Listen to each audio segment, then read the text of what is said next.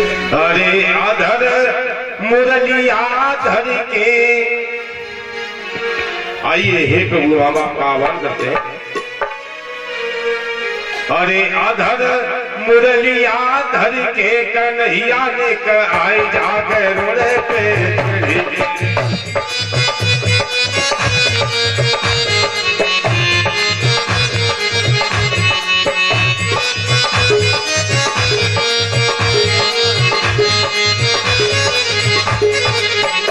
अब ऐसे बुलाओगे तो भगवान का नौकर भी नहीं आएगा। ताली बजाते हुए प्रेम से गाते हुए बुलाइए। सभी माता बहन भाई पीछे तक निवेदन करूंगा, ताली बजाते हुए गाएं। अधर मुरलिया धर के कन्हैया आए जाके रोड़े पे। अधर मुरलिया धर के कन्हैया आए जाके रोड़े पे। कन्हैया आए जाके रोड़े पे। कन्हैया आए जाके रोड़े पे। कन्हैया आए जाके रोड़े पे चढ़ के। सबरिया जाके रोड़े पे। अरे अधर मुरलिया धर के कन्हैया आए जाके रोड़े पे। अधर मुरलिया धर के कन्हैया आए जाके रोड़े पे।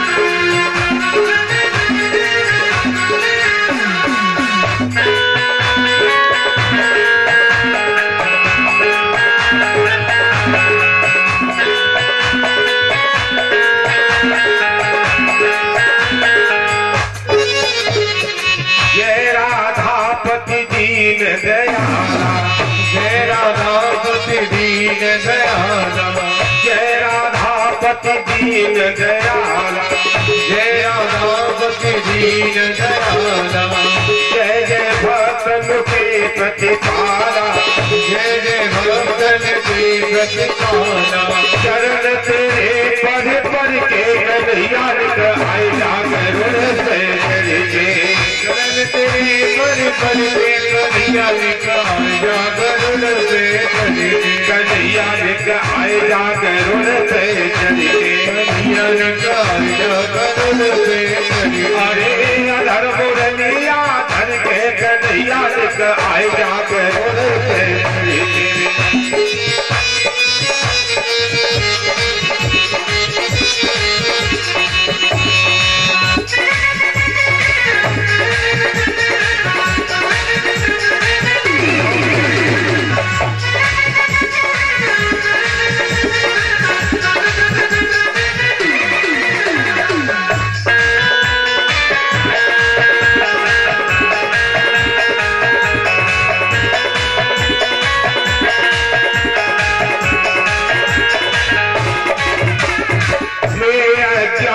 ज्ञान नहीं स्वामी, ज्ञान ज्ञान नहीं स्वामी, ज्ञान ज्ञान नहीं स्वामी, ज्ञान ज्ञान नहीं स्वामी। कृपा करो प्रभु अंतर्यामी, कृपा करो प्रभु अंतर्यामी, कृपा करो प्रभु अंतर्यामी, कृपा करो प्रभु अंतर्यामी। तेरे अड़के कन्हैया आए जाकर से मुरलिया धर के कन्हैया आए जाकर से अदर मुरलिया धर के कन्हैया आए जाकर से करके।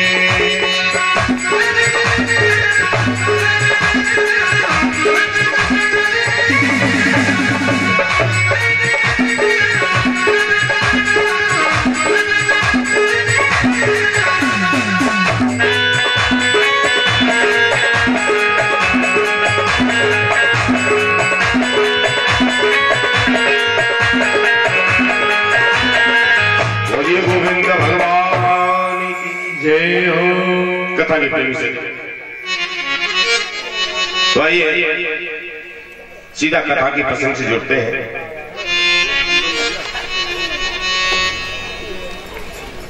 प्रभु ने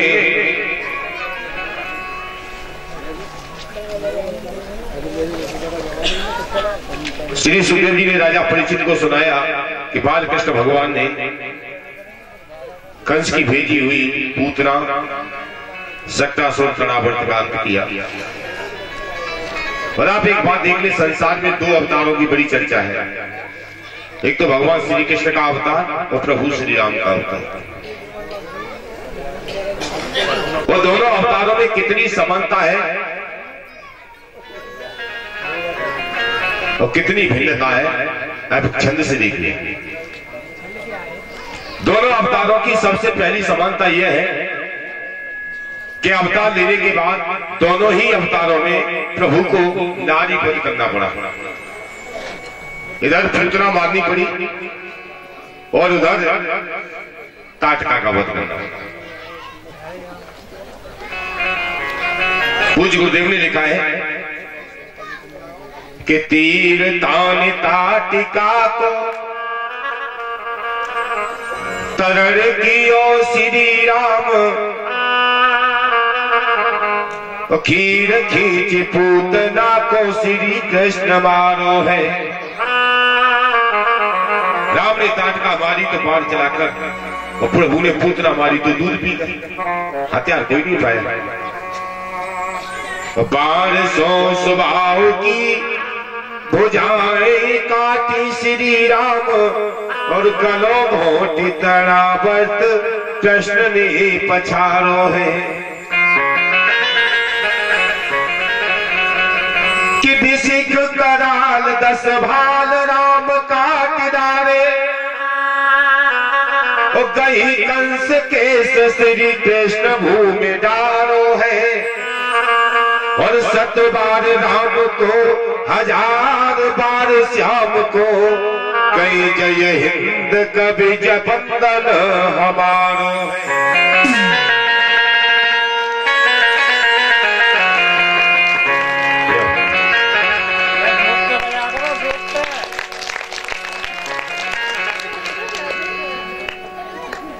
प्रभु ने हथियार कोई नहीं उठाया, चाहे वो पूतना हो, चाहे वो शक्तासुर हो, और चाहे वो रावण हो। कथा की प्रेमी सज्जन,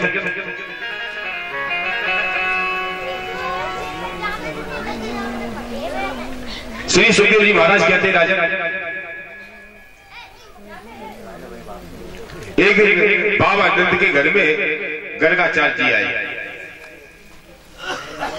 गर्गाचार्य जी कौन है? यादवों के कुल पुरोहित। बाबा नंद से मिले, कही बाबा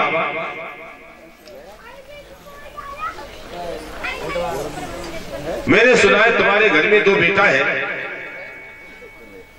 वो अभी उनका नामकरण संस्कार नहीं हुआ। मैं नामकरण संस्कार करने आया हूं। वो आप देखो, श्री कृष्ण बलराम का भी नामकरण संस्कार नहीं हुआ है। क्यों? कंस की भय से। कंस का इतना भय है ब्रज में कि किसी के घर में कोई बच्चा पैदा होता है, कोई किसी को बताता नहीं है। कन्हैया थोड़े बड़े हो गए, लाला बड़े हो गए, दोनों नाम का संस्कार नहीं हुआ। बाबा नंद ने कही, पंडित जी बिल्कुल शांत रहो, धीरे से बोलो, कोई सुन न ले। और नाम का संस्कार करना है तो चुपचाप गौशाला में पहुंचो, वही आ रहा हूं। पंडित जी अपनी पंचांग दबा के गौशाला में पहुंच गए। बाबा नंद दोनों बेटाओं को, मैया यशोदा और रोहिणी को लेकर गौशाला में आए, लेकिन एक चालाकी कर दी बाबा नंद ने। जो यशोदा का लाला था वो रोहिणी की गोद में दे दिया, और रोहिणी का बेटा यशोदा की गोद में। बाबा नंद ने सोचा, देख लूं पंडित पक्का है कि कच्चा है।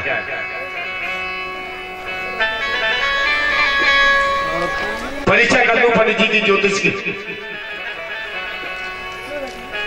पंडित जी ने पंचांग खोला,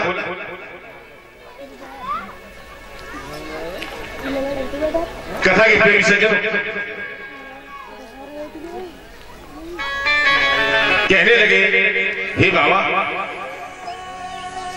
मैं इस समय देख रहा हूं कि मैया यशोदा की गोद में जो बेटा बैठा है वो यशोदा का नहीं है।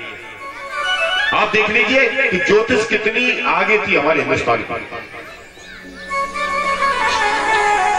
कैसे ब्राह्मण थे।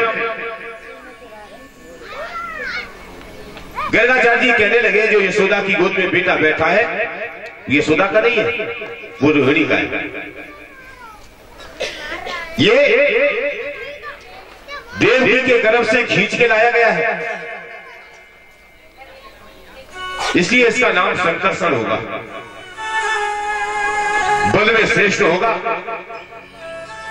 इसकी बराबरी करने वाला कोई नहीं होगा, इसलिए संसार वाले से बलभद्र कहेंगे। और दुनिया में यही बालक दाऊ जी के नाम से विख्यात होगा। बोलिए दाऊ जी महाराज की जय हो। बाबा ने तो बहुत चक्के रह गए, पंडित तो काबिल, विश्वास हो गया। पंचांग खोला, रोहिणी की गोद में भगवान बैठे हैं। पंडित जी ने लक्षण देखे तो गर्गाचार्य जी की आंखों से आंसू बह गए। बाबा नंद समझ गए मेरे बेटा का कुछ अनिष्ट होने वाला है। पंडित जी क्यों रो रहे? कई पंडित जी, बेटा का कुछ बुरा होने वाला है, आप रो क्यों रहे? गर्गाचार्य जी कहने लगे, बाबा इसका बुरा होगा। अरे इसका नाम लेने से संसार की बुराइयां, सारे पाप दूर हो जाते हैं। तो मैं तो इसलिए रो रहा हूं कि मेरा जीवन धन्य हो गया बाबा, कि तुम्हारे बेटा के मुझे दर्शन हो गए। तुम्हारे इस बालक के अंदर नारायण के सारे गुण विद्यमान हैं। एक बात बताऊं बाबा, तुम्हारा जो बेटा है ना काले रंग का, इसके बहुत से विवाह होंगे और ये बहुत बड़ा राजा होगा। एक दो नहीं, हजारों शादियां होंगी, बड़ी बड़ी सुंदर, बड़े बड़े राजाओं की बेटियां इससे शादी करेंगी। ये राजा राज होगा। बाबा नंद ने सुना यशोदा में कौन ही मारी, यशोदा पंडित लोभी है, दशहरा के चक्कर में तारीफ कर रहा है। या कन्वर्टा को एक ब्याह है वो तो मुश्किल बन जाए, कह रहे हजारों ब्याह। लेकिन ब्राह्मण देवता सत्य बोल रहे थे। कहने लगे, बाबा ये जो तुम्हारा छोटा पुत्र है, ये बालक संसार में कृष्ण के नाम से विख्यात होगा। और गर्गाचार्य जी ने प्रभु का नाम कृष्ण रखा। बोलिए गोविंद भगवान की जय, बोलिए कृष्ण भगवान की जय हो। प्रभु का नाम कृष्ण रखा गया। और कृष्ण कौन है दुनिया में? जीवा नाम चित्तम कर्षप सह कृष्ण। कृष्ण वो है जो संसार के जीवों का चित्त अपनी ओर खींच लेता है। ये उस समय नहीं, आज भी देखिए आप, जहां कृष्ण कथा होती है, कृष्ण नाम का कीर्तन होता है, हजारों लाखों की संख्या में लोग आज भी प्रभु की कथा सुनने के लिए उसके नाम से आकर्षित होकर चले आते हैं। 5-5, 6-6 घंटे एक एक आसन पर बैठ के आप कथा सुन रहे हो भगवान की। ये उसके नाम की महिमा है, ये उस नाम का आकर्षण है। गर्गाचार्य जी ने नाम पर संस्कार किया, दक्षिणा दी, ब्राह्मण को संतुष्ट करके भेजा। अच्छा, दक्षिणा कितनी होनी चाहिए पंडित जी के लिए? जितने से ब्राह्मण संतुष्ट हो जाए।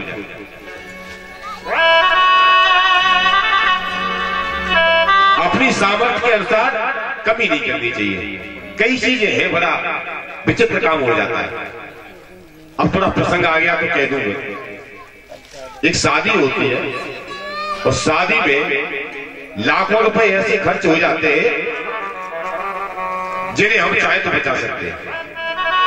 अच्छा, बैंक की क्या जरूरत है? हमारा 20, 25, 30 चले गए वो हजारों रुपए एक रात में ले गए।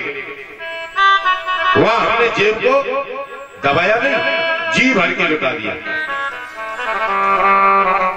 बारात घूम रही है, दूल्हा के ऊपर कर दिया और शावर कर दी। वो कमी कहां करते, जहां सारी रात पंडित जी मेहनत कर रहे हैं, वेद मंत्रों से शादी करा रहे हैं, और पंडित जी की दक्षिणा में को पंडित जी ने कह दी भैया 500 रुपया दक्षिणा कह रहे, पंडित जी घर के पंडित जी 50 रुपया ले रहे। नहीं, ये गलत है, बिल्कुल गलत है। योग्य ब्राह्मण को ले जाइए, ज्योतिष का ज्ञाता ब्राह्मण हो, मंत्रों का जानकार ब्राह्मण हो, शादी कराइए, दक्षिणा में कतई कभी मत करिए। ब्राह्मण संतुष्ट होगा, आत्मा से आशीर्वाद देगा, आपका ग्रस्त जीवन सफल होगा। लेकिन बैंड तो वीआईपी चाहिए, बढ़िया क्वालिटी का चाहिए, लेकिन पंडित जी काम चलाऊ चाहिए। ऐसे काम नहीं चलेगा भैया, ग्रस्त जीवन तभी तो बिगड़ रहा है। शुभ मुहूर्त देखना नहीं आता विचारों को, ले गए शादी में। अरे योग्य पंडित को ले जाइए, काबिल लोग हैं आपके पंडित जी रहते,